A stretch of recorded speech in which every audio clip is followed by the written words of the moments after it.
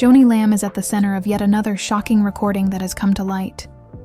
This new audio raises important questions about what's actually happening behind closed doors as the Daystar story deepens. Is this something that's personal? Is it retaliatory?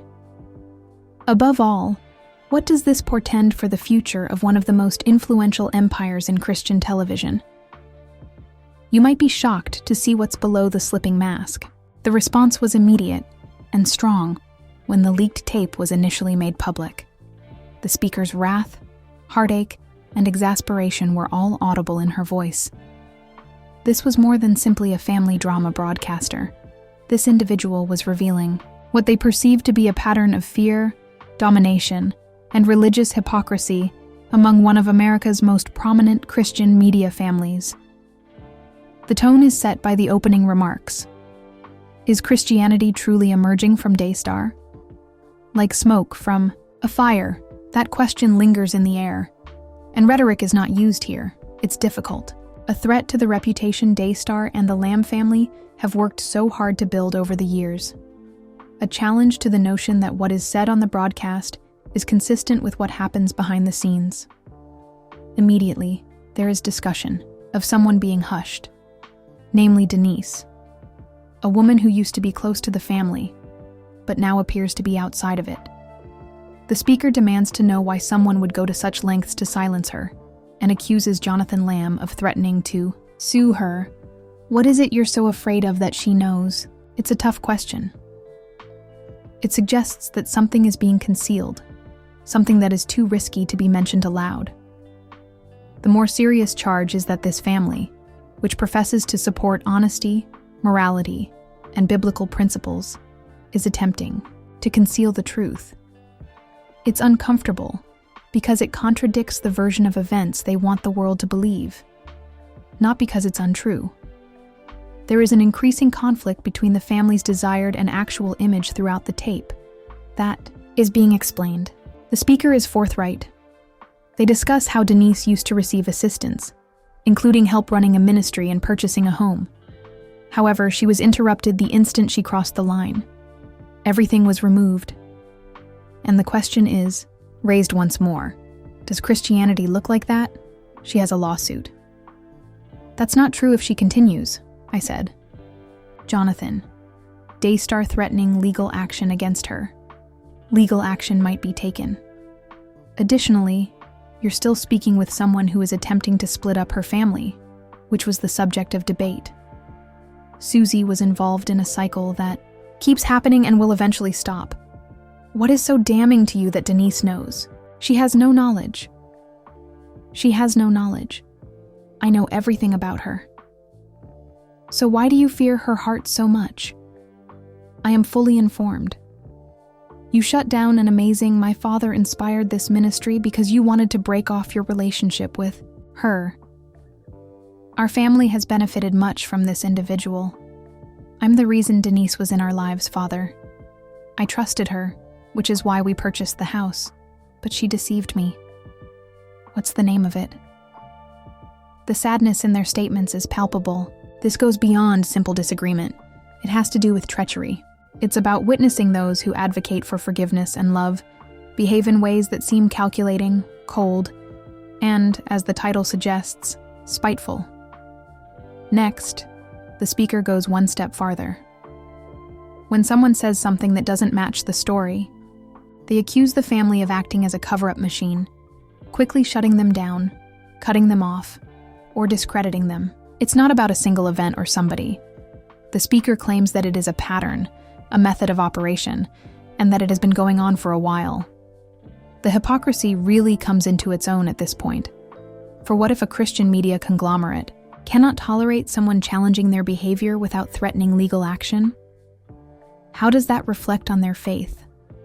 What does it say about their principles if their first instinct is to preserve their reputation rather than pursue the truth and make amends?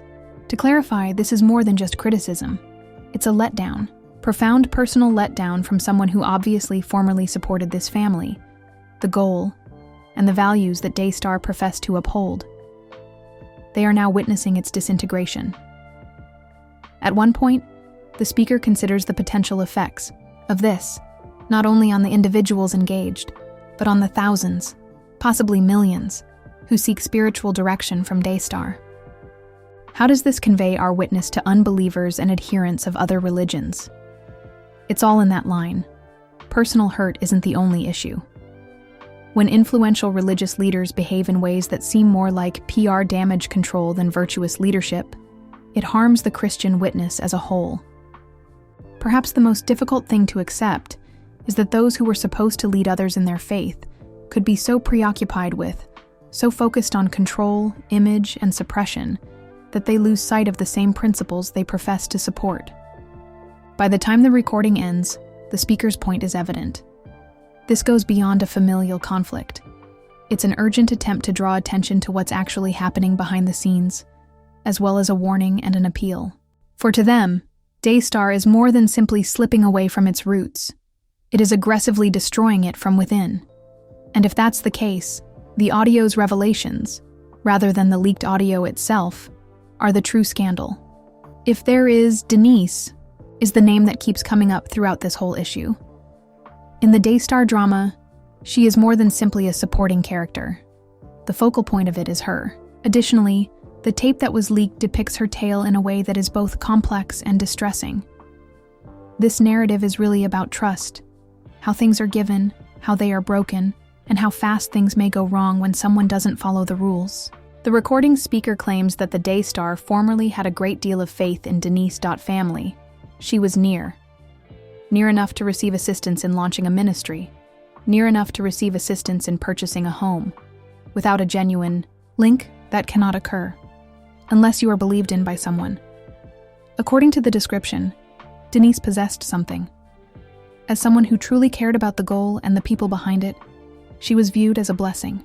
There was actual history there. Then, however, something altered. Not only has she deceived me, but many others. I heard what you said from her. First of all, she isn't a counselor. Susie stated, "All the kids said she cannot be trusted. You don't use a person for counseling. She is a woman with a gift for prophecy. However, she, betrayed everything. When you see that in someone, you cut them off the moment she raises her hand and declares that this marriage is wrong. She didn't say that. It's as easy as that. She never gave me the impression that she was interested in getting married. She was promoting reconciliation by speaking to the children and the church. According to her, so-and-so was thrilled about it. The only person who has spoken with both Doug and Lisa is Denise. According to the tape, Denise was allegedly threatened with legal action, specifically lawsuits. She broke confidentially by speaking out, not because she stole money or committed some other crime. She expressed her worries. She questioned choices. She was allegedly silenced, isolated, and cut off for that. It was more than just breaking up with someone. The goal was to completely erase her. It says a lot that they went from being a trusted ally to a legal threat. It demonstrates how easily allegiance may be broken in settings where control is valued above communication. "Why are you so scared of her?" the speaker asks bluntly. It's a serious question, not merely a dramatic one, because the response could determine whether a straightforward miscommunication and a cover-up. A contentious marriage appears to be at the center of the conflict, particularly Denise's intentions to wed Doug Weiss. According to the recording, the problem is that Doug's wife at the time was still begging him to stay. The speaker contends that this reality was in direct opposition to biblical teachings, particularly those pertaining to divorce and remarriage. And Denise decided to continue the relationship, even though she was aware of all of this. Things become hazy at this point, because it's not solely related to theology. It has to do with the family's reaction. They allegedly replied with rejection and threats, rather than with transparency or compassion. Everything changed when Denise's personal decisions didn't align with the family's beliefs and desires. Ministries were closed. They stopped talking. Threats from the law came into play. Disagreement with someone's decisions is one thing. Destroying all they've constructed as a result is another. The speaker is attempting to emphasize that. While they do not explicitly defend Denise's behavior, they do raise questions about why she was handled in this manner, why the punishment was so severe, and why grace, a key concept in Christianity, seemed to be the one element lacking from the reaction. There is also the betrayal. That word is frequently used. Denise is charged with violating the family's trust and betraying them. However, concurrently, the speaker flips the story and claims that, since Denise also trusted them, the betrayal is reciprocal. She dedicated years of her life, established a ministry, and threw herself into connections with people she believed to be her family before being cast aside when disagreements developed. That is a serious betrayal, the kind that undermines your entire sense of dependability in addition to hurting your feelings. All of this has a spiritual component as well, which heightens the sense of betrayal. This family is not like any other. This is an empire of Christian broadcasters that promotes forgiveness, millions of viewers, compassion, and rehabilitation. There is a serious credibility issue when those in that position react with threats rather than communication, and with silence rather than comprehension. The speaker's ire extends beyond the personal consequences. What it stands for devastates them, because what does it say about the message Daystar leaders convey in front of the cameras if this is how they resolve disputes behind the scenes? The emotional weight is evident throughout the recording. There's bewilderment, rage, and grief, but also a cries for people to stop hiding, to stop using lawyers and fear to resolve issues that could have been resolved with love and humility. Not only does the speaker demand answers, but they also want accountability. They want someone to acknowledge that perhaps, just possibly, this wasn't handled properly. One particular instance stands out. According to the speaker, Denise was the only one who truly had a conversation with Doug Weiss and his estranged wife, Lisa. She spoke with those concerned. She made an effort to comprehend. Most people in this scenario can't say more than that. However, rather than receiving recognition for her efforts, she was called a problem for simply posing difficult questions and expressing discomfort. Perhaps it is the crux of the entire dispute. Denise refused to follow the plan. She didn't remain silent. Additionally, that kind of honesty may be viewed as risky in settings where appearance is crucial. Ultimately, whether you concur with Denise's choices or not, the manner in which she was handled begs important questions. Inquiries concerning leadership, justice, and what it is to be a true follower of Christ. Because when things are going well, it's simple to talk about grace and love. If you respond to someone who disappoints you, disagrees with you, or even betrays you with silence, threats of legal action, or exile, that is the true test. What does the world take out from that? What does it indicate about the state of the church? More significantly, that someone like Denise can be so easily thrown away. That is the true focus of this issue. A broken witness, in addition to broken relationships. It needs more than just a PR boost. It requires honesty, contrition, and the kind of grace that endures even after someone transgresses. A love story, or at least what was meant to be a love story, lies at the core of this whole predicament. There was more to Doug Weiss and Denise's marriage than simply rumors. It caused conflict, strained bonds, creating a serious problem within one of America's most powerful Christian families. When all else is said and done, the true conflict was not over two people getting married. It concerned whether the marriage was consistent with the Christian principles Daystar professed to uphold and what that marriage meant to everyone in attendance. The speaker doesn't hold back on the audio leak. They get right to the heart of it. Lisa, Doug's wife, was still begging him to stay. She wasn't checked out emotionally, and she wasn't finished. She desired to defend the marriage. Nevertheless, Doug continued on. For anyone who takes biblical marriage seriously, that alone raises red flags. However, the speaker felt that Denise understood all of this and still went ahead, which made it worse. Relationships are not the only thing at stake here. This concerns ethics and what it means to uphold the sacrosanct vow of matrimony, even while it is disintegrating. In the teaching of Christianity, marriage is more than simply a contract. It's spiritual in nature. It's a promise made to God. Therefore, it raises a difficult question when someone decides to get married again, when the other spouse is still experiencing severe emotional agony. Did God truly intend this? According to the speaker, Denise went too far, a spiritual one. She was allegedly aware of what she was doing. She was aware that it contradicted what the Bible taught. Still, she went ahead and did it. The Daystar family apparently resorted to defense mode rather than confronting the issue head-on. Lawsuits, silence, and shutting people off are all ways to escape the turmoil that would arise from dealing with the truth. The fact that Denise was more than just an outsider adds a layer of complexity to the situation. She was trusted, close to the family, and, based on what we've heard, very active in the church. Therefore, it felt more than simply a personal betrayal when she made a choice that contradicted their values, or at the very least, how they wished to be seen. It seemed to be a moral lapse. That's the speaker's version anyway. There is a twist, though. Additionally, the speaker notes that Denise wasn't entirely at fault. She might have been the only one genuinely attempting to do things correctly. She and Doug took a seat. She and Lisa took a seat. She made an effort to reason things out. She want peace. That exceeds the majority of the other keys.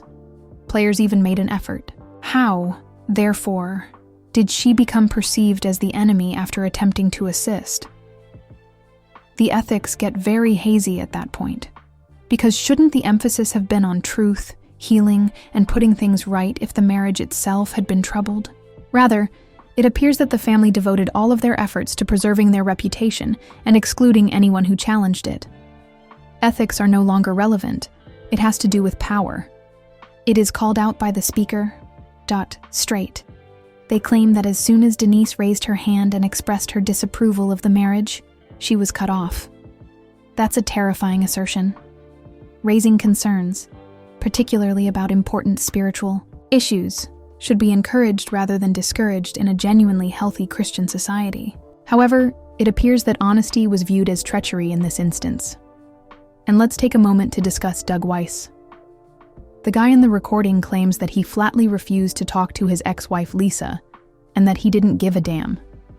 He refused to even sit down and talk to her about her version of the story. If that is the case, it indicates a degree of haughtiness and aloofness that is inappropriate in any Christian setting.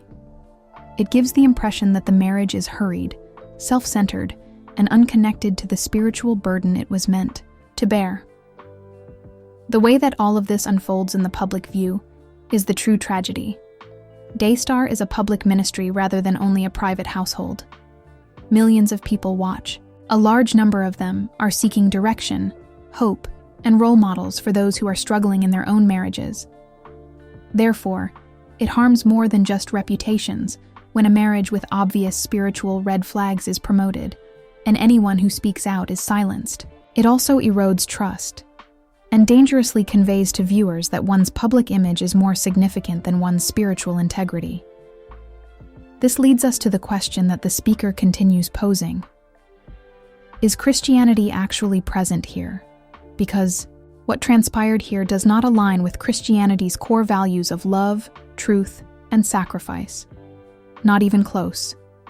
Rather, it conveys terror, fear of being found out, fear of being unmanageable, fear of the truth. Repentance appears to be what the speaker desires more than justice or retribution. Forgiveness may still be possible, but only if the reality is confronted.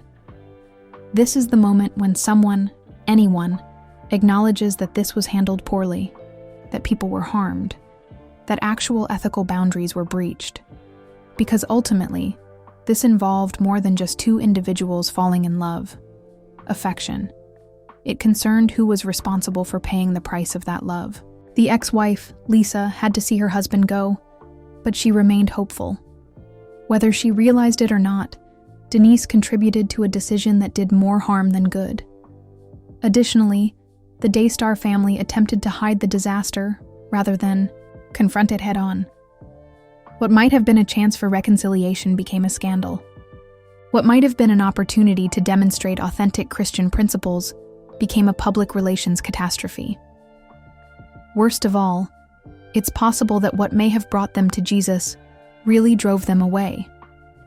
This message is straightforward, but powerful. Being flawless is not the goal of Christian ethics. They are about taking responsibility for your mistakes, prioritizing people over reputation, and choosing the truth over comfort. That was lost somewhere along the route. Furthermore, this story will continue to focus more on damage control than discipleship until it is discovered again. People experience an odd quiet that descends when they're afraid. The deeper form of terror, not the one that is visible on someone's face. When you know anything might come out, it creeps in. You believed something was buried, something that could upend everything you've built if it ever came to light. The audio that was leaked from the Daystar scenario conveys that kind of anxiety. It goes beyond simple rage or annoyance. Fear is the cause. Genuine, throbbing terror of what would occur if the truth were to be revealed. And the speaker claims that practically every decision the family makes is motivated by this fear. It's evident in the way they discuss Denise. What is it you're so afraid of that she knows? Like a drumbeat, that inquiry is posed repeatedly. It's an obvious message. Someone is aware of something that might destroy a ministry, change public opinion, or harm reputations. That threat is serious. A ticking time bomb, that is. Additionally, perception is crucial when managing a large Christian television network like Daystar. The Lamb family established an empire based on spiritual authority, family values, and faith for many years. The nation is familiar with their faces. Their opinions are believed. They are not merely media individuals. They are leaders in their spirituality. Therefore, the notion that someone close to them may possess inside information that could reveal flaws in that picture. That is awful. Here's the problem, though. People cease behaving out of faith when fear takes over. They begin acting in a protective manner. The way they supposedly attempt to silence Denise is indicative of that. They begin discussing lawsuits rather than having candid discussions. They cut individuals off rather than resolving the dispute. They hide problems rather than face them head-on. The speaker repeatedly emphasizes that point. The family is called out, not only for their past actions, but also for their fear of doing so. They're terrified of Denise. She is scared to confront the persons she has spoken to. Hesitant to respond to the difficult questions regarding their decisions, particularly those pertaining to the contentious marriage, the ministry closures, and the ensuing silence. You shut down an incredible ministry just to cut ties with her. That's a heavy statement made by the speaker at one point in the recording. Thus, lives were impacted. Suddenly, those who turned to that ministry for support, direction, or healing were left empty-handed. All because someone started to stir trouble. It's more than just fear. That is terror, dictating every choice. At that point, the wider image begins to take shape. There is more than one argument at play here. It's more than a family dispute. This concerns Daystar's future, due to the fact that when a large, well-known institution begins making decisions out of fear rather than trust, things begin to go wrong. A person's reputation is brittle, particularly in the Christian media industry, because they believe people pay attention. They think that rather than merely talking the talk, the characters on film are actually doing it. However, there are many secrets, threats, and personal agendas going on behind the scenes. That conviction begins to falter. Even the speaker states it plainly. One day, that ministry will be shut down. Equate to Daystar being shut down. Although, it's a big prediction, it's not outlandish. The foundation of a ministry loses its purpose if it turns into a place to store secrets and silence others. That eventually catches up. It may not occur today or next year, but it does happen. It's not only about money or viewership. Scandals occur, viewers leave, funders withdraw, and trust erodes. It has to do with spiritual legitimacy. A ministry is doomed if it loses that.